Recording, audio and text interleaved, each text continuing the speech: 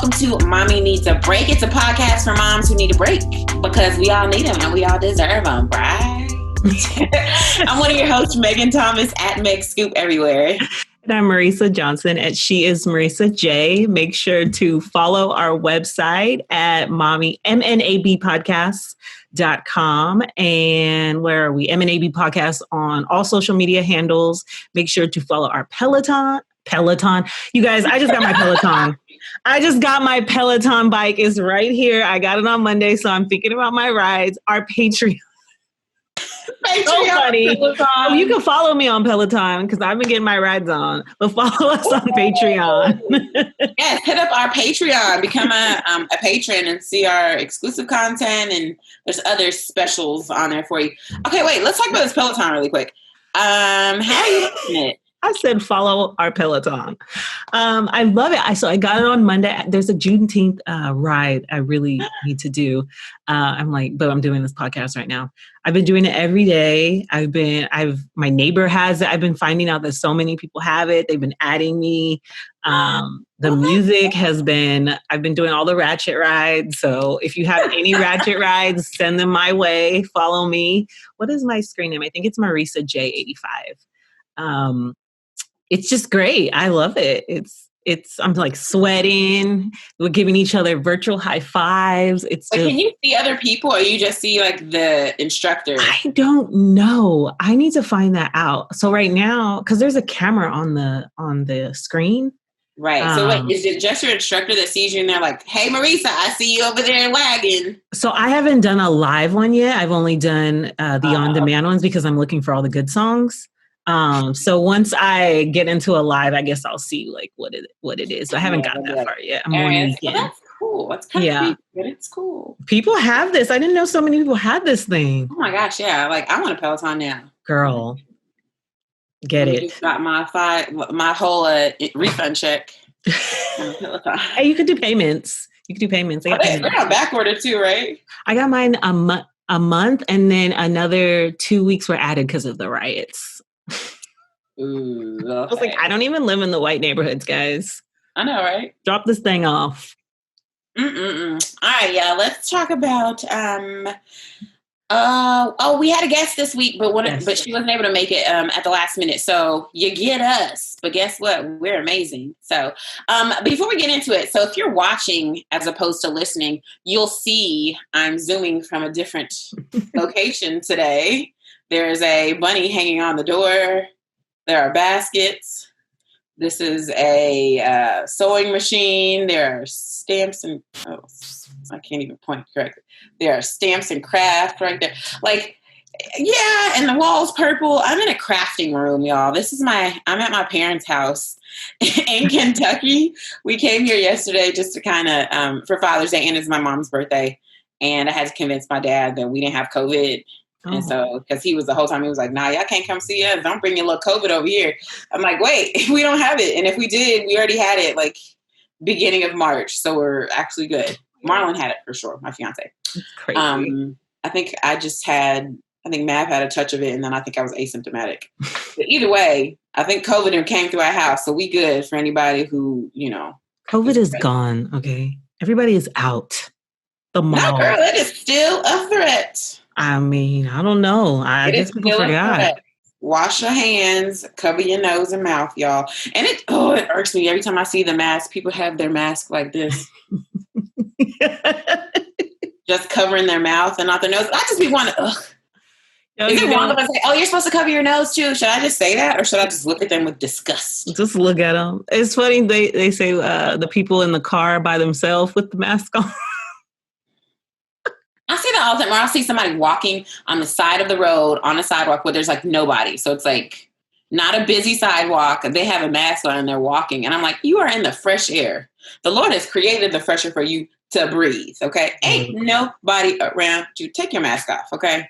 Put this on when you're around people, guys, not when you're by yourself. Jeez. I mean, I think there's just levels. Like in the beginning, I was scrubbing every piece of grocery we had. Boxes, everything. I mean, it was crazy. I guess now people are just getting a little bit more lenient. I think because when you think about it, like, we didn't know. COVID was new, so we didn't know if it's like, they were saying that it was transferable on surfaces, but then they released something not too long ago that was like, oh, not really. Like, there's not too much surface like that. But I was like, good. People needed to learn how to wash their hands, okay? There's too many people out here not with no kind of hygiene. You don't have any type of hand sanitizer on you in your car, in your purse, in your bag. Really? Never in life? I have 3 hand sanitizers on me at all times, okay? Right. Yeah. At all times. And I wash my hands. As soon as I come in the house, that was normal, y'all. So I'm glad y'all getting with the program. It's about time. Your hands. And taking off your clothes when you come back from somewhere. It's like, when you think about it, like sitting on the couch, getting in your bed, or shoes. I hate shoes. Oh my goodness. Yeah, we don't even wear shoes in my house. Asian rules. Come on. Yeah, I'm glad now people are starting to, guys, let's be a little cleener. Right. Take your hygiene a little bit more seriously. So what are we talking about today? Oh, we have in the show today, guys, we're going to be talking about racist nursery rhymes that we're like still singing to our kids and letting them watch on YouTube. We're also talking about how we spent our Juneteenth and what we learned about Juneteenth that just passed. But right now we have Ain't No Shame. Yeah. So I don't think we've done Ain't No Shame in a few weeks. What's your shameful moment, Marisa? You know, my kids have been home since birth. Ain't gone nowhere. Oh my gosh, she hasn't been anywhere. No. She's so deprived of people. Right. Halo hasn't been to daycare in 3 months. So, you know, just kind of keeping the ship together. I think I've thrown the schedules out the window. I tried. Wasn't that your tip a few weeks ago? Like, it was. I mean, it's there in the back of my head, and I try, but... Right. You have to leave room to, that's life. You got to always leave some room for changes. Right. I want to say ain't no shame in just, like, not parenting, but... And more specific, it's so many things. It's like, ain't no shame in letting Halo eat cupcakes in the morning. We made cupcakes yesterday because she said it was her birthday. Her birthday's in October. Okay. She was like crying at 7 a.m. And so before the cleaners came at like 9, I was like, come on, let's just make cupcakes. I made her cupcakes so quick. I let her eat them. She was eating them this morning, as a matter of fact, before breakfast. I just kind of have given up in the fact of like just letting her do what she wants to do because I don't want to hear her cry. Like, right. It's just, she's going to keep asking me. I guess I need to learn some new skills, but it ain't no shame in letting her eat cupcakes all day. It ain't no shame in letting her just do whatever, guys. I think ain't no shame in leaving your content newborn in the swing and being like, "Oh, there you are." That was that poor child. That poor child. Oh my goodness. And then you were like, "Oh my gosh, you're in." That cracked me up, y'all. I called Marisa FaceTime, and she didn't even realize that her newborn was in the swing, just content and happy as she could be, just quiet. You didn't even realize until she made a noise, and you're like, "Oh." Oh man. I mean, you guys don't think I'm like a bad parent. I don't watch I watch my kids all You day. do. You're an excellent mother. Them both the same, but in some moments it's like, girl, we've all been there as mothers. We're all just like, you know what? Go eat that cupcake, girl. Right, because you can't fight every battle. You know what I'm saying? Some things you just got to be like, all right. Like Mab, we just got to my parents' house yesterday, and so he is my parents' first and only, or he's their first like biological grandchild. So they're going through this process of grandparenting for the first time with him. So that means he gets like everything. They will do whatever, they say whatever, they let him go wherever.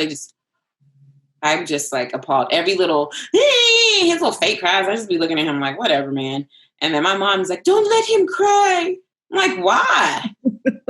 He's not an infant. He's not a 2-month-old. He's grown. He's like half your size, Mom. Yeah, right. My Asian lady. So I was like, he's like half your height. He's all right. It's so hard. Like, I always run to them when they cry, especially Aria. And she's a newborn. You better. Yeah, but I remember hearing people say, like, let them cry. I don't know. I mean, I don't do it, but I want to do it sometimes. Like, I just. Well, I mean, I think I honestly feel like every mother knows their child. It is, know. in your heart. If you decide you want to run to them every moment, every little peep they make, you are welcome to do that. That is your baby. Now, will it be a little bit harder because they're going to always be used to, like, when I say come, you come, mom. Like, yeah, it may be a little harder to wean them off of that thinking, but that's your baby. If you want to go every time they cry, go. That's how Halo is now. You know, every time she wants something, it needs to be instant. It needs to be now. It doesn't have the sense of like, oh, I need to be patient. I need to. Oh, girl, that's a toddler. That's just a whole 5 minutes. Oh yeah, see, and I'm trying to like teach Mav that because he's a toddler, so of course it's like instant now. I want it now. So I've been trying to like and I don't know how much he comprehends. He's very smart, so he understands way more than I thought he did. But like, I'll just sit here and say, Mav, I told you can have that after we eat. We haven't eaten yet, so we're gonna eat first, and then you can have that, okay? And so I've just been saying okay after everything. So now he goes, okay. Aww. I don't really know if he understands. He's agreeing to. But he's like, okay. So I'm just like, okay. And then on to the next thing. And if you want to cry about that, you're welcome to. You are welcome to express yourself in tears and throwing your head on the floor. That is up to you. All right. But you're not getting this until after we eat. And then I turn around and does he proceed with a tantrum? Like 80% of the time, yes. But guess what? Did you get what you wanted? No, you didn't. So hopefully that was a lesson for you. Hopefully you learned. I don't know.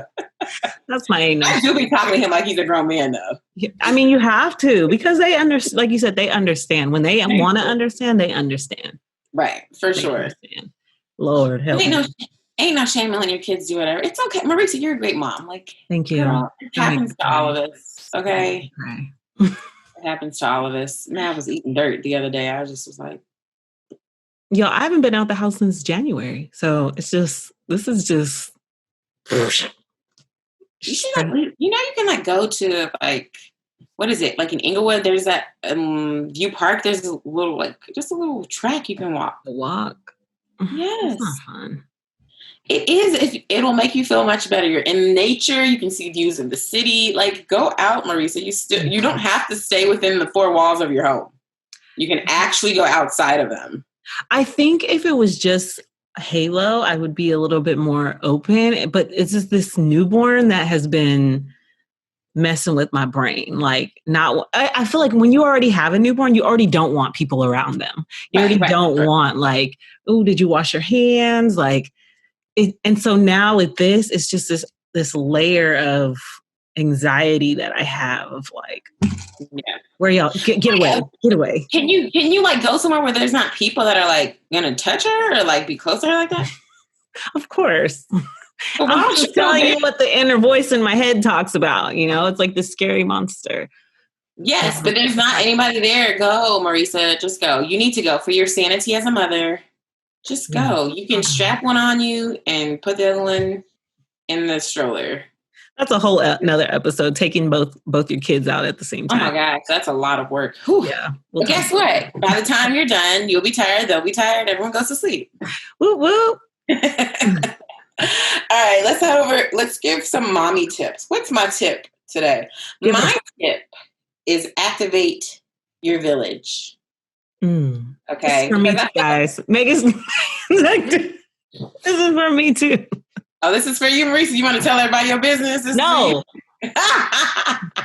Okay, so what I mean by that is, like I realize as a mom, I feel like I can do it all. Like I can, like, oh, I got it, or I'll take care of it. And some of that is just me not wanting to inconvenience people. And some of that is also a little, I guess, egotistical. It's like, you can't do what I can do for my baby the way I do it, how I do it.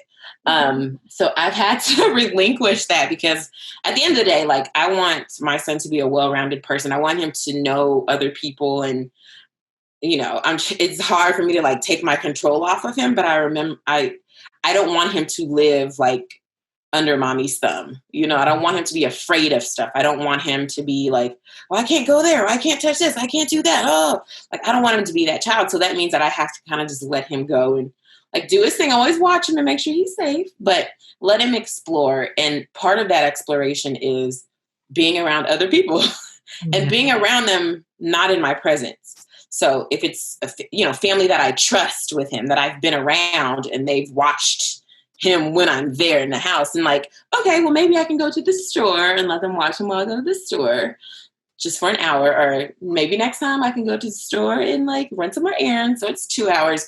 Either way, like I realize it has been so helpful for me to like have that inner talk and be like, Megan, Mav will be fine. The person he is staying with is not going to kill him.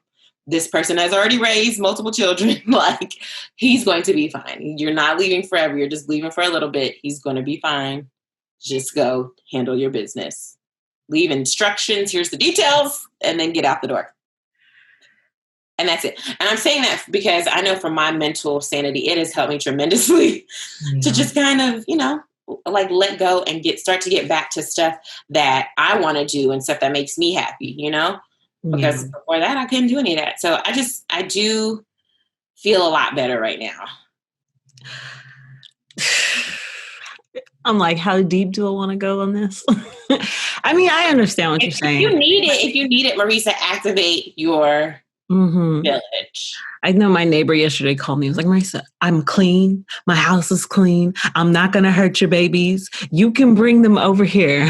It was just like, it's just I think it's a self thing, you know, it's for some people, it's harder than others, and you know, traumas and past things that have happened. It's a lot to break down sometimes, I think. And, you know, I've tried with a few people and haven't had the best results, you know, and then it kicks back in. I'll just do it myself. You know, it's just easier sometimes in my own head. Think like, I'm just going to do this myself, you know. And family dynamics, sometimes it doesn't make it the easiest to do it, I think, in my situation. But of course, you know, we need help, whether or not it's paid, family, or whatever, you know. And sometimes too, I know in our cases, sometimes it was just easier to pay. It was easier to pay someone we trusted to watch our babies. And if it was $100 for us to go out on a date, it was worth it.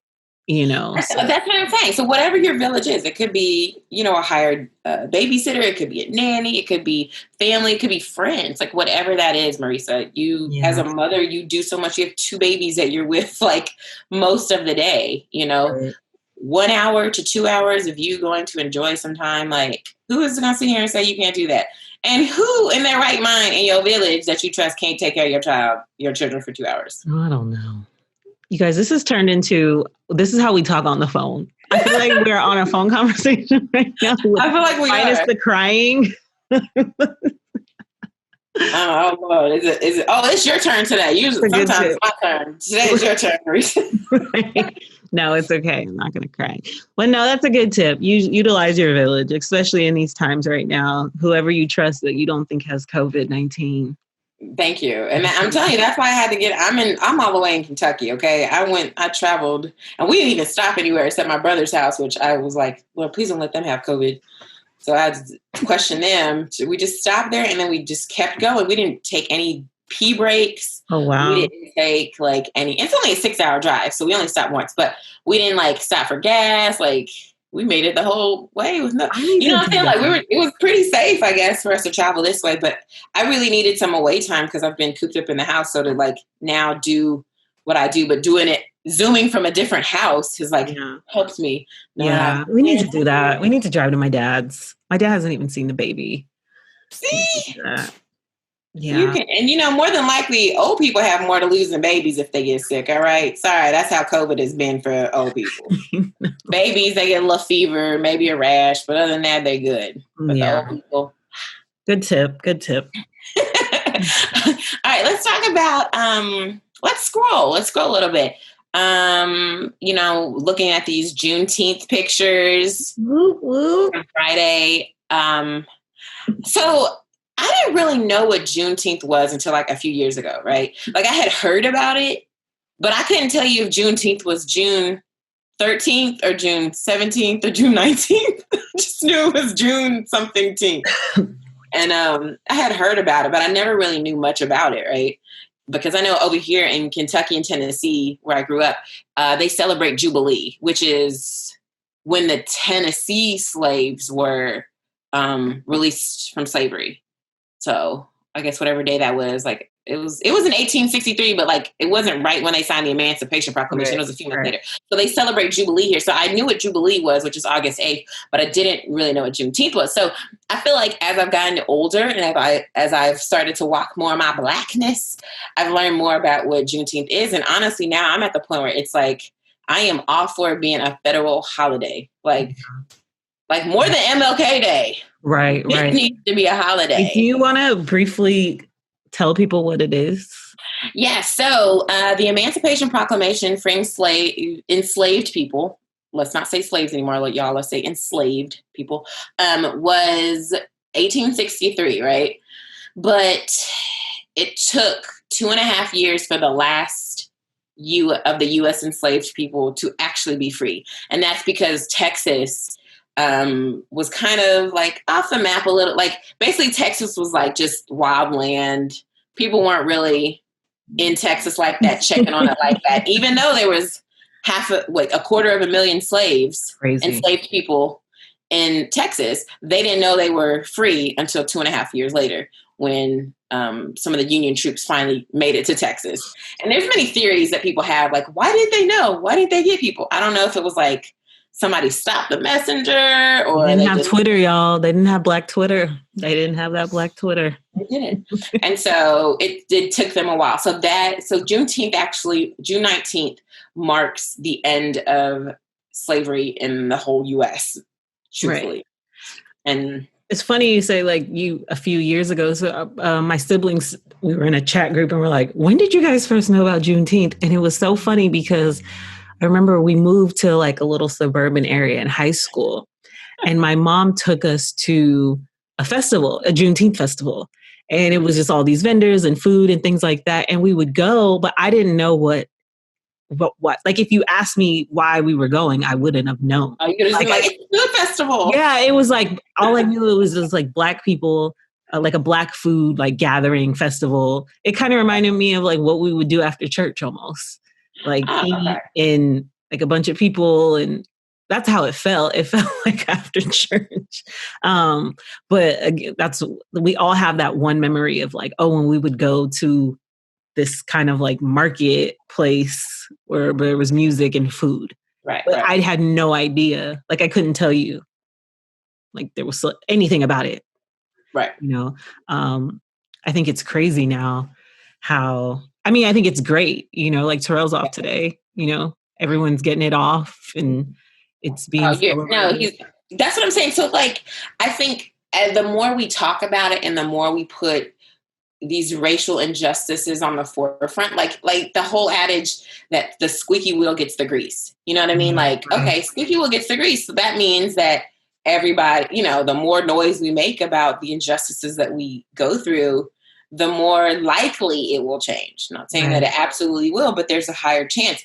And the more people become aware and educated about everything that's gone on with Black people makes people more willing to help. Because look, companies like Nike and I guess Facebook gave their employees a paid holiday on Juneteenth. Yeah. Like that's what it should have always been. It should have always been this, right? And now we're rallying to get it, you know, a federal holiday so everyone can get a paid holiday. It's so funny. It's so funny. I just think it's great. You know, this is great. It's actually something we can be proud of.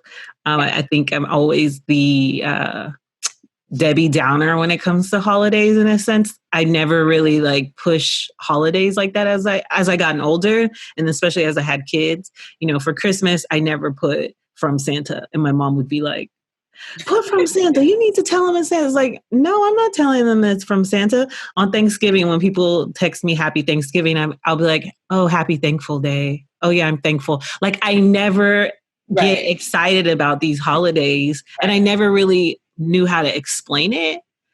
And I never wanted to, and I didn't know how I wanted to explain it to my kids. I still don't. I just don't think I don't think it's the truth. It's not, there's no truth to a lot of these things, right? But for this is something like you can be proud of. You know, I made this, I was making a menu for this day for 2 weeks. When I tell you, like cooking. How'd your food turn out, by the way? It was great. Like literally, I started the night before I made pecan pie. Toro wanted to make a sweet potato pie, candy yam. a potato salad. I made like a watermelon peach salad. What else? Macaroni, all vegan, guys. This is all vegan. Right. Macaroni and cheese, greens, so much food. Shout out to Sweet Potato Soul. We actually interviewed her before. Yes. Janae, get her cookbook. It helped me so much. Oh, is that what you used to make all these dishes? I used her cookbook and another guy. I'll put this below. Yeah, there's another guy. He has a ton of soul food vegan cookbooks. What is his name? Sounds yummy. Yeah, it was. Yeah, like it was for. This is Black People Thanksgiving Day for real. That's what it sounds like. I mean, literally. I mean, yeah. I was so excited to actually be able to tell my kids something that was actually meant something to Black people.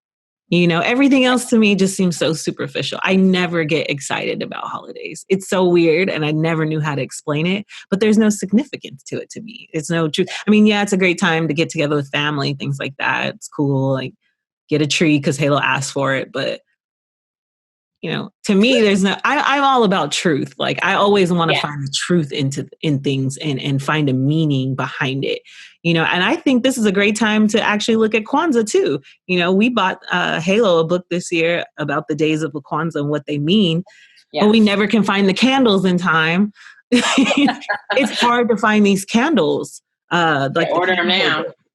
Yeah, so it's like, you know, just looking at these holidays, like they were made by us for us, you know, and digging deeper into that truth, you know, building a meaning. No, I agree with you. I mean, that's why I always go like, what should I tell Mav? Like, because when I grew up, I didn't believe in Santa or, you know, like never. My parents never let me believe in Santa, but they let me believe in the Tooth Fairy, which I thought was like so backwards. Like, why would you be okay with me believing in one? And I think they just didn't think about it when it came to the Tooth Fairy. They were just like, ugh, I'm tired of being a parent. I've had 2 kids. Like, yeah, whatever. Here's your $1. I don't care. Here's your $1. I think they were just over it. But yeah, like I always think like, what am I feel like I want to tell Mav the truth. And I'll be like, there's no Tooth Fairy, but I want to, you know, I'll give you money every time you lose your tooth. Just put your tooth in. So, like, I don't think any kid's going to be mad that they didn't get to believe in the Tooth Fairy. It's like, wait, the subject of this is money, okay? Right. That's all you want is the money. Money. Who cares? Wait, so what'd you do? What'd you do for Juneteenth? Oh, so yes, my Juneteenth. We had, which is actually really funny. We had Korean marinated LA ribs. What does that mean? Because, okay, so you know my mom is Korean. So like my whole life has always been Black and Korean when it comes to food. Like any meal, we always have Asian touches, not just Southern touches. So, you know, soul food. So yeah, so like we grilled, but we had like LA rib, like Korean ribs on a grill with some rice and some greens and some like Korean spicy sweet cucumber salad. Like it's just always a mix of the two. Right. So yes, my Juneteenth was just like that. It was a nice little party that Mav got to go in his little pool thing that grandma bought him. Overkill as usual, but he got to have fun, like summer fun. Do you think you're gonna keep it going? Like, you think you're gonna? Yeah, I want to like do fireworks. Like I even told my little nephew, I was like, he's at my house and I was like, y'all do fireworks. I got fireworks in the house. Go outside and y'all do some fireworks for Juneteenth. We don't need to be shooting them off on July 4th. We need to shoot them. I mean, we can do July 4th too, but this is our Independence Day. Right. So I think, going forward, I definitely want to celebrate it and I want to do more. And, you know, just this awakening, I think I want to make sure Mav knows who he is. He's a grandson of immigrants, the son of an immigrant. You know, his father is from the Caribbean. So, like, I just want to make sure he understands very clearly where he comes from. His dad his great-great-grandmother was a sharecropper. Like I want him to know these things about his family. He's got a lot of history to look up. He got to know Korean history. He got to know African-American history. He got to know Dominican history. Like, he got a lot of work to do. So every summer we'll be filled with book reports. Sorry, Mav. I wanted to find this post. I couldn't find it, but it was talking about Juneteenth and the things that you're supposed to be doing. Obviously getting together with family, eating, celebrating, also, thinking about the future and what you and your family can be doing to better, each other and yourself going forward. What moves you need to be making.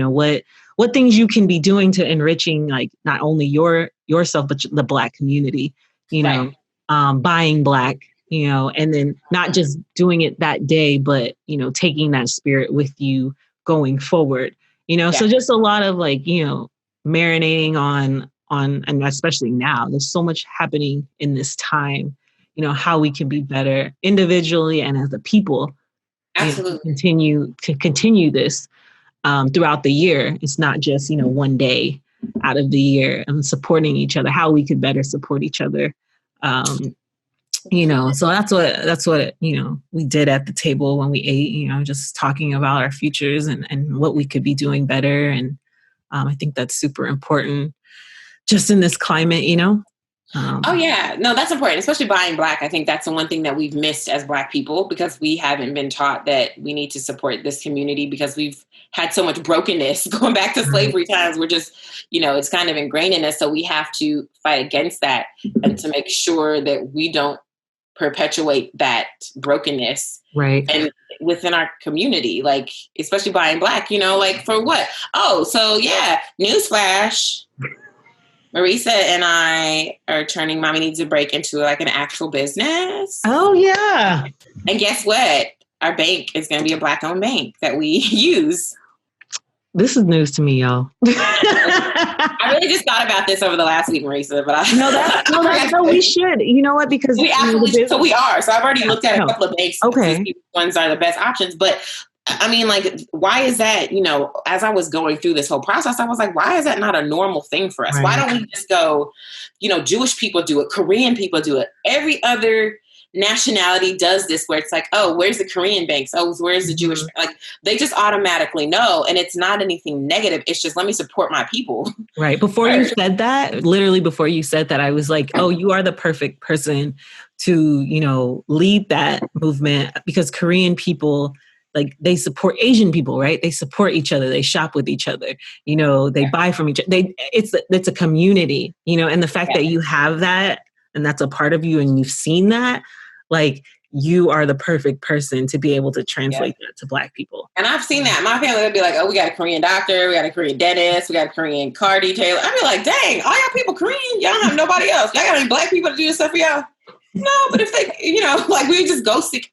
And so, like, that just really taught me, like, yo, why Black people, we don't do that. So I've done that with mass pediatricians. I purposely seek out Black doctors, Black dentists. I haven't found one that I like. So I had to use I just switched to an Asian doctor. You know what? Because my pediatrician, she was doing too much. She always forcing me to I'm a vegan. My kids are vegan kids. Stop telling me to do these things. And I have repeatedly told you what I am. Okay. And she was like, drink cow's milk. I need cow's milk. I'm like, lady, you don't have to make me switch. But it wasn't about color when I switched, actually. It was this lady. At least you started off. I did. And that's what I'm saying. As Black people, we don't really tend to do that. We don't go, okay, I'm seeking out a Black pediatrician. I'm seeking out, and I want to do that because I want Mav to look around and be like, it's normal for Black people to do this. It's normal for me to have a Black doctor. It's normal for me to see Black people in my neighborhood running and waving, hey, walking their dogs, playing tennis, doing traditional, like, what we would consider white people stuff. Like, why does that have to be white people stuff? I want him to be, I want him to see this and be like, oh, this is the norm. This is what Black people do. Yeah. Instead of, this is what we do. This is normal. So I think that's why I'm trying to, like, at least go seek out a Black dentist. And when it doesn't work, then okay, we'll go somewhere else. But at least I did my part to try to patronize my people first. And a lot of these companies now, they're making it to a point where it's easily accessible. Like, if you go to Uber Eats and everything, it's like Black-owned business at the top. Black-owned restaurant. Click it. Let's see how long that lasts. I'm interested. I mean, I think at first I was anxious about it, of like, oh, I need to jump on these white tiers and da-da-da-da. But now I'm starting to see, like, I saw a restaurant post. I think they're Thug Kitchen, maybe is what they were called. Oh, yeah. And they posted yesterday how they're changing their name and how it took, I didn't even read all of it. It was long and exhausting. But, I think as the pressure is going to keep coming, like the Aunt Jemima syrup, now Uncle Ben, like pressure. If you go to their sites, you see people pressuring them. Like, hey, what about your name? Like, hey, this isn't right. And it's Black and white people. So I feel like this is an ongoing thing that is going to continue. You know, you got some people out there in the streets. You got some people out there, thug warriors on the keypad. You know, it's a collective effort, of people pressuring, Blackness to be normalized, right? Right. And it should be. I mean, because it should have been. And I feel like this country was built on the backs of Black people for free. The least you could do is give me a Juneteenth federal holiday. The least you could do is pay the people who are Black to do jobs. Right. Hello. That makes sense, right? You didn't pay us for years. So now you should seek that. And, reparations is a whole nother topic that we ain't even gonna get into today. But the least you could do is pay us for stuff. So why don't you buy Black? You should be, Uber Eats should be pushing the Black-owned restaurants that we should buy from. You should do that, as a minimum. And no one should be offended because you weren't offended when your ancestors owned Black people. You should not be offended that, you try to make it right now and say, hey, let's help them. Let's help some Black people out. Come on. Because if not, what's going to happen? I mean, everybody's being exposed. Right. Everyone is being exposed for not taking a stance. I know I have looked at every brand that I have bought, every brand, expensive brand that I be buying, looking to see if they didn't post it. I'll get an ad that pops up on my thing. I'll go look like, I was going to buy this, but you didn't support Black Lives Matter. So you lost the sale. I have no I feel like everybody is like, that's the one thing I'm loving right now too. Everybody is like mobilizing to do something within their own space. Some people can go out and protest at every protest. Some people are sign making. Some people are just, they don't have they can't go out anywhere. So they've been donating left and right. There's other people who are speaking out online. There's other people doing the research to find out who this racist person is and get them fired. Like, man, those be the best. I'll be like, yes, everyone's utilizing what they have. Like my power right now is I'm over here. I will report you. Okay. I have been reporting racist posts left and right. Me too. Okay. Report. Is this inappropriate? Yes. What is it? Hate or violent speech. So, and there's one person in particular. She's like a conservative pundit. Yep. I go on her page every day just to see what else I can report. Oh, I can imagine I think I know who you're talking about. Wait, is she Black or white? Literally go on her page every day. So I think right now she has like 3 or 4 because I just started that are just like blocked. I've reported them all. I will continue to report you, lady, for all of your hate speech. We got to do it, guys. We got to do it. Happy Juneteenth. Right. This is the start of something amazing, seriously. It is. And one of those amazing things is finding out about nursery rhymes. Y'all. Okay. So I follow this one, what is it? It's called The Conscious Kid on Instagram. It's very actually Conscious Kid Lib. At Conscious Kid Lib, I think that's what it is. Wait. No, at The Conscious Kid. Sorry. The Conscious, if anybody wants to know where I got this. And it was basically like talking about children's nursery rhymes that you didn't know were racist. I was like, let me see what this is. Oh my gosh. I have either sung these when I was a kid or sung these with Mav, like as of yesterday. So I was like, I'm glad that I am now educated on this. So one of the things is, let's go through them. First one, Eeny, Meeny, Miny, Mo. Oh! Have used that because we're trying to figure out who's it, right? Yep. Eeny, Meeny, Miny, Mo. Catch a tiger by a toe. If it hollers, let him go. Eeny, Meeny, right? That's how we say it. Right. Guess what it really is? Tell us, Megan. Eeny, Meeny, Miny, Mo. Catch a N-word by the toe.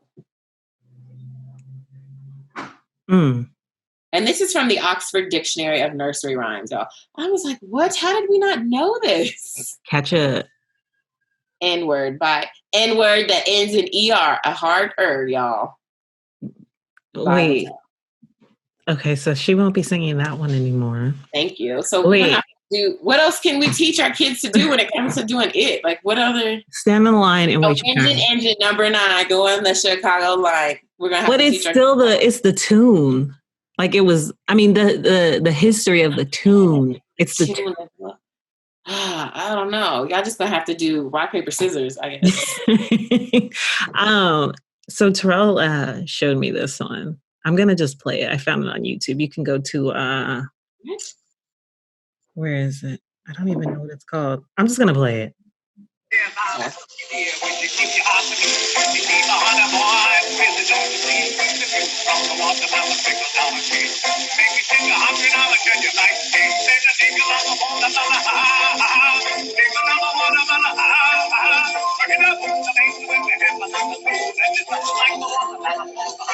So that's the ice cream song. Yes. And oh my gosh. Saying, your ears hang low. They're gonna love the watermelon. Ha ha ha ha. That's the ice cream theme song that we, get happy when we hear the ice cream man running. No, do your ears hang low? Do they wobble too? Oh yeah, that too. Yeah. So if you go look at this video, it's the ice cream song search. Why is my search? Oh, here we go. Oh my gosh. The ice cream song Racism in Children's Cartoon and Music. Just like look that up on YouTube and you'll see a whole video and they're like eating watermelon. They have like the black face, the big lips. And he's basically, it looks like, what is the rabbit, the man that hunts the rabbit? Oh, Elmer Fudd. It looks like Elmer Fudd and he's like calling them down to come eat this watermelon. Like watermelons already. Like you go look at the video and you'll see. He's like hunting them? Huh? Is he hunting them? He's not hunting them, but he's telling them like free watermelon, basically. And so they're all like, everyone loves watermelon, right? Not just Black people. Okay, watermelon's amazing. I love watermelon. You're not the only ones eating watermelon. My Korean family tears it up. Actually, the song is called. Well, I don't know if we're blocking out words. Love the watermelon. Ha ha ha. That's what the song is called. And it's written by Harry C. Brown, released by Columbia Records in 1916, y'all. So that's the ice cream theme song. So when you hear the little ice cream truck, that's where that came from. And if you couldn't hear the words for that, the last 2 lines is N-word, love a watermelon, ha ha ha ha. There's nothing like a watermelon for a hungry coon. Just so y'all know what they were saying. So anytime you sing the song, your ears hang low. That's the tune of that song. Just keep that in mind. I'd actually just thought about this because I remember Halo singing it. Peppa Pig was singing Baba Black Sheep. And when they say one for my master, I heard Halo say, I was like, master? You ain't got no master? Right. That's why I can't sing that song anymore. I didn't even realize that. Yeah, oh gosh, it's just like little things you hear and you look and you're like, wait, what? What did you say? What is the song about? It's like one from my master. Like you ain't got no master, girl. Turn this off. Right. What other ones? Literally take everything off of Mav's iPad. Because he watches YouTube Kids. Yeah. They have like a block function. I had to block so many things already. Now I'm like, I don't have to block everything. Yeah. Do you have any more? Yes, I have more. Of course, 10 Little Indians. 1 little, 2 little, 3 little Indians. It started out with the main characters being referred to as N-word or Injuns. In 1868, songwriter Septimus Winter adapted it as a song, then called the 10 Little Injuns for a minstrel show. And it was like, I didn't realize how bad the song was. It was 7 little Injuns cutting up their tricks. 1 broke his neck, and then there were 6. And then it dwindles down and goes 2 little Injuns fooling with a gun. 1 shot the other, and there was 1. So it's supposed to be N-words, right? Yeah.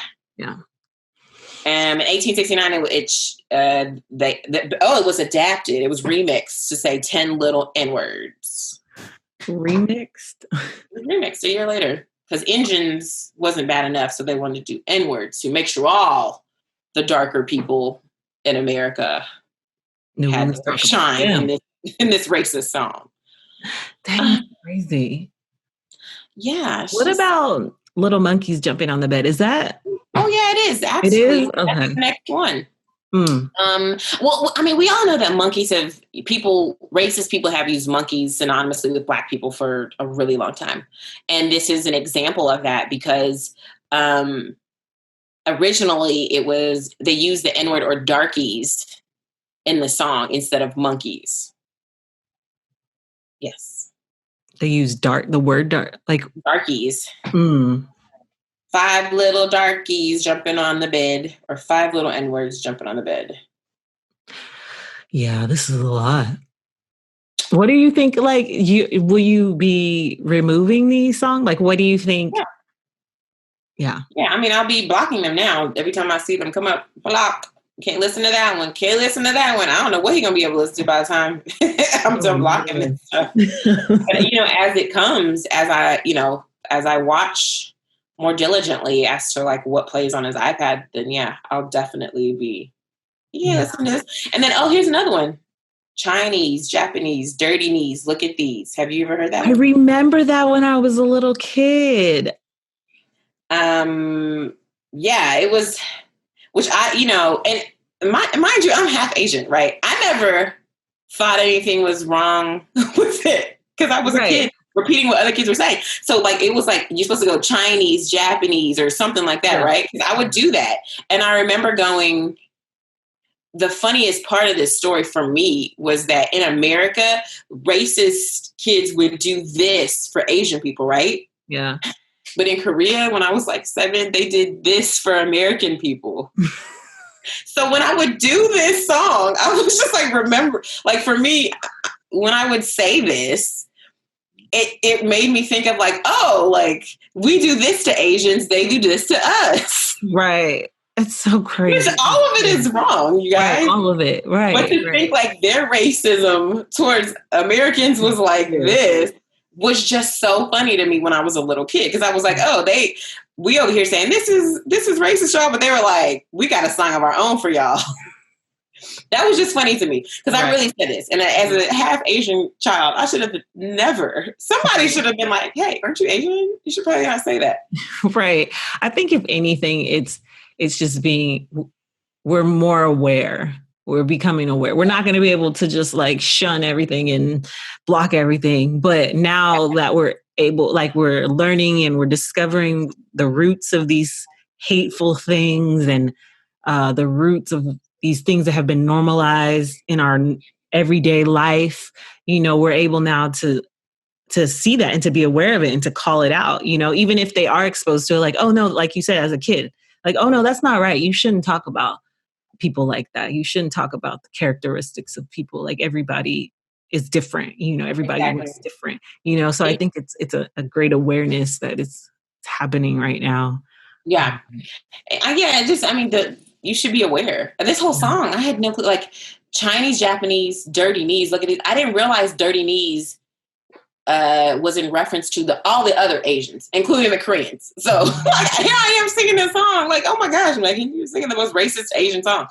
Dirty knees, look at these. And then I remember that's when you're supposed to lift your shirt up and show your chest. Because apparently, like, showing your flat chest was supposed to make fun of Asian women's chest. I had no clue. Was that what that meant? Yes. Oh, I didn't know that. That's what I'm saying. I'm like, yo, we've been doing all of this, like, not only racist stuff towards Black people, but these are just songs we've been singing forever. I was like, oh my gosh, America's been so racist about everything and everybody. Right. It's a country that's just been, there's just been a lot of racism, y'all.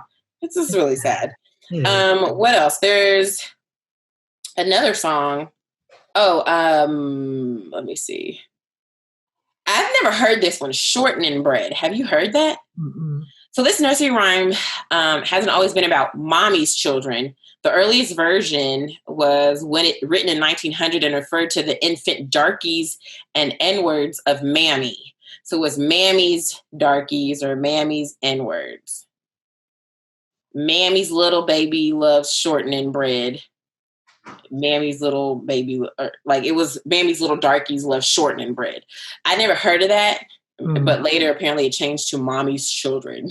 So it wasn't as racist. So if you hear that one, if you hear someone, isn't it crazy how they like They just try to hold on so tight to these things. And like, it's just a song. Like, why don't you just stop singing it? Yeah, we can just Like, why you need to remix it? Why you need to evolve it? Like, why? You know, like and I feel like it's a testament to even America. It's like you're trying to hold on to these ways that they're not right. You gotta let them go. This one was like, hit home for me because it's about Stephen Foster. Song was written by Stephen Foster, who actually wrote the Kentucky, was it the national Kentucky song, the Kentucky state song. He wrote "Oh Susanna." Oh, Susanna, oh, don't you cry for me, or something like that.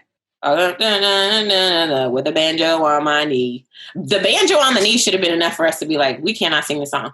But I never really listened to it like that. But it's supposed to be based on an African-American who is portrayed as a blustering but ignorant person heading south from Alabama to see his girl in Louisiana.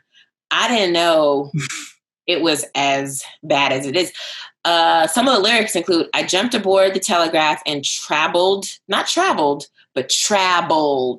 to make fun of enslaved people's vernacular, and traveled down the river with a B. The electric fluid magnified, that's how it's spelled, the electric fluid magnified and killed 500 N-words. Wow. That's the Oh Susanna song? Mm-hmm. Wow. Didn't realize. Who is singing that? I thought it was, isn't there a whole like musical? Oh, probably. Girl, wow. Could be wrong, but I'm pretty sure. So then this one I heard as well. It's also from, this is a different one. Jimmy Crack Corn. Have you heard that one? Oh, yeah. Yeah. Jimmy Crack Corn and I Don't Care. That one. Yeah. That was basically about, it was a rich, I think it's also known as Blue Tail Fly. So if you hear that, that's another name for it. Originally written in 1864, it's about an enslaved man whose enslaver has passed away. In the tune, the enslaved man is conveying that he can now drink as much corn whiskey as he desires. It comes off as uneducated and motivated and inferior. Like he's just laying around getting drunk. Like people was really writing all types of little slave songs. And these are the ones that caught on? Right. My goodness. Like why? Yeah. Camptown Races. I haven't heard this one, but it was another song by Stephen Foster. Wow, Stephen Foster. I'm so embarrassed. He don't have Instagram. I had to like learn the whole Kentucky State song because I grew up there. And then I'm like, yo, it's the same dude he's super racist. Like, why is now I got a petition? He got a statue? Probably, but I'm gonna have to go research this and petition this now because he can't be. Nah, bruh, you gotta go too. But yes, Camptown Races makes fun of uneducated. It's trying to make fun of Black speech and purposely try to make the lyrics sound uneducated. Oh, I'm sorry. We do know this song. Doo-da, doo-da, doo-doo. No. Oh, doo-da. Apparently, it's Camptown Lady. Sing this song. Doo-da, doo-da. Camptown Racetrack, 5 miles long. Oh, doo-da day. I come down there with my hat caved in. Doo-da, doo-da. I go back home with a pocket full of tin. Oh, doo-da day. I don't really understand what that means, but apparently that has to do with like being uneducated. You had your hat caved in and pocket full of tin. I don't really know what it means, but we know it ain't right. Basically, all these songs, most of them we've heard. Y'all, watch and listen to what your kids are consuming. Moral of the story. Yeah. Learn about it. Sheesh, we can't let them listen. That's a lot. We got to make our own songs up. Listen, they're going to go listen to some praise and worship. Right. Now Matt will have to learn the old, what is it? The old hymns. No, he's going to have to learn Negro spirituals. He's going to have to learn everything. The Black National Anthem, way early. And the only reason he don't listen to it now is because he needs a cartoon with it. Right. He needs a cartoon with his song. He's not listening to nothing that doesn't have a cartoon. So now I'm going to have to commission my cartoonist friends. Can you make a cartoon to the Black National Anthem? See, you're in that world to make that change. Absolutely. We have to. So let us know, you guys, if there's any, there were any nursery rhymes that you are aware of, or any new ones that we didn't even mention because we didn't know they were racist. We'll call them out. Call them out. Call them out and call out anybody teaching anybody these songs to their children. Okay. Can you imagine going into daycare like, can you not sing this song, please? And here's the thing. Like, I understand that a lot of people are uneducated about this because clearly we were today years old when we learned about this. Okay. So I get it. There's going to be a lot of people. So I think, if you hear it at your child's daycare or school, it's like, okay, first, let me educate the teacher because they may not know. More than likely, they don't know. Yeah. Say, hey, just so you know, this is a very racist song. I probably would send an email with the lyrics and say, hey, I would appreciate you not teaching my child about this. Yeah. Not using this racist song. And here, I will offer you an alternative because I truly believe if you're going to complain about something, you should also have an alternative in place. So I'll say, hey, why don't you teach them this song? Yeah. Maybe it's a Black national anthem. I don't know. But it's going to be another song instead that they should teach. And at the end of the day, it's my responsibility as a parent to teach my child. So if the teacher wants to continue to play racist songs in the class, guess what I got to do? I got to make sure my son knows very well which songs are racist, what they each mean, and how that's not okay. Yeah. So he can be his own advocate and his own, activist when he doesn't have anybody around him that can do it for him. Right. We got a task ahead of us, moms. Oh my God, I'm already tired. Lord, I don't know how I'm going to do this. I got 17 more years of this. Woo! I know. And you had a boy. Woo! Lord, help me. Well, give us some motivation and some inspiration too. Yes, it's time for I'm fine. It's the segment of our show where we say, when people ask us how we're doing, and sometimes we lie, it's like, I'm fine. Well, here is the motivation and inspiration to get you through that time. This is, let's see.